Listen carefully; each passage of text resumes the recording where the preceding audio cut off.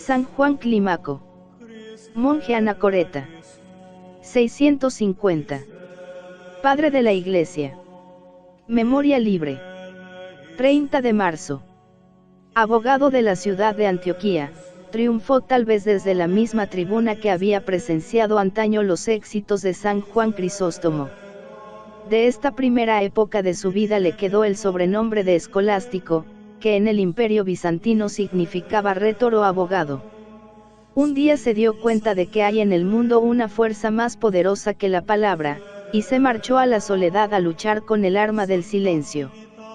En los confines de la Arabia, dice un historiador griego, hay una región donde no hay agua ni frutos, donde ni se alza un árbol ni se ve una tierra cultivada. En un ángulo, cerca del Mar Rojo, se yergue el monte abrupto del Sinaí, donde viven grupos de anacoretas meditando día y noche en la muerte. Tal es el lugar donde encontró un refugio el retórico antioqueno. En esta montaña bíblica pasó el resto de su vida, tan perfectamente muerto al mundo, dice su biógrafo, que su alma parecía como despojada de la inteligencia, lo mismo que de la voluntad. En su celda anacorética Juan rezaba, ayunaba, leía las vidas de los antiguos solitarios, y los imitaba en sus ayunos y en sus penitencias. Subió, como Moisés, a las cumbres, dice el hagiógrafo, entró en la nube inaccesible en alas de la contemplación, recibió la ley grabada por la mano divina, abrió la boca para recibir la palabra de vida y de verdad, aspiró el Espíritu Santo, y habiéndose llenado con las luces de la gracia, pudo derramar sobre las almas las riquezas inestimables de su doctrina. No le faltaron momentos de tristeza y de desaliento, y él mismo confiesa que estuvo a punto de abandonar el retiro y volver otra vez al mundo. Estaba, dice, sentado un día en mi celda, con tal congoja y turbación, que me faltaba poco para echarlo todo a rodar. En este instante llegaron a mi puerta unos desconocidos, y empezaron a alabar con tanto calor la felicidad de mi vida solitaria, que inmediatamente desapareció aquella tentación de aburrimiento, arrojada por la de la vanagloria. Y admiré cómo el demonio de la vanidad, semejante a un hierro de 3 puntas, que tiene siempre en alto una de ellas, hace la guerra a los demás demonios. Este pequeño detalle nos descubre al sutil observador de las intimidades del alma. En la soledad de la celda, ese poder se había ido agudizando de tal manera, que nada de lo que pasaba en su interior quedaba inadvertido.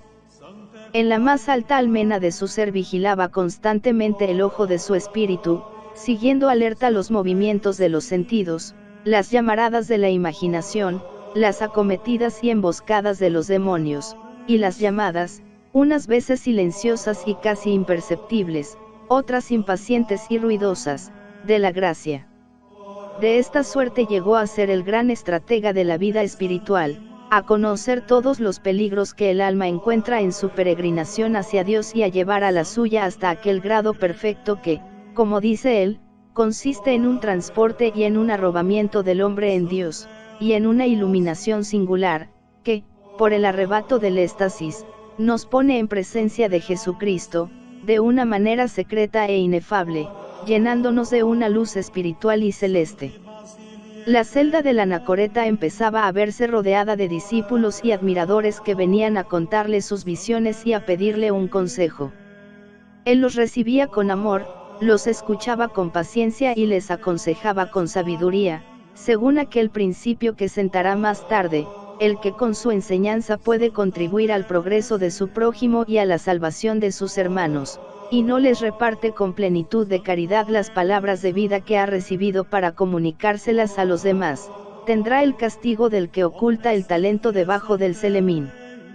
Pero como los hombres son con frecuencia malintencionados, hubo monjes que miraron mal aquella facilidad con que el antiguo abogado abría a los visitantes la puerta de su choza, llamándole disipado, vanidoso, y charlatán.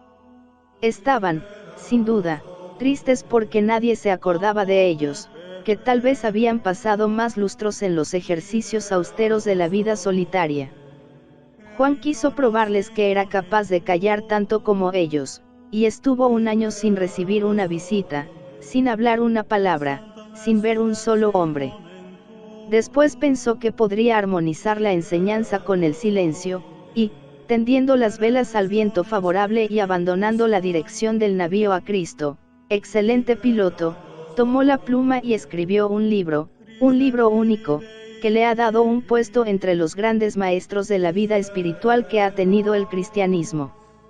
Es su famosa escala mística, resumen de su profunda experiencia de las almas, obra de psicólogo y de pensador, de erudición y de empirismo, en que vemos al alma subir los 30 peldaños por los cuales se llega a la cima de la unión con Dios, en que aparece el soldado de Cristo asaltando y rindiendo las 30 torres que circundan la morada sublime del castillo interior. Por gratitud al constructor de este artefacto espiritual, los monjes antiguos le llamaron Clímaco, que quiere decir el hombre de la escala.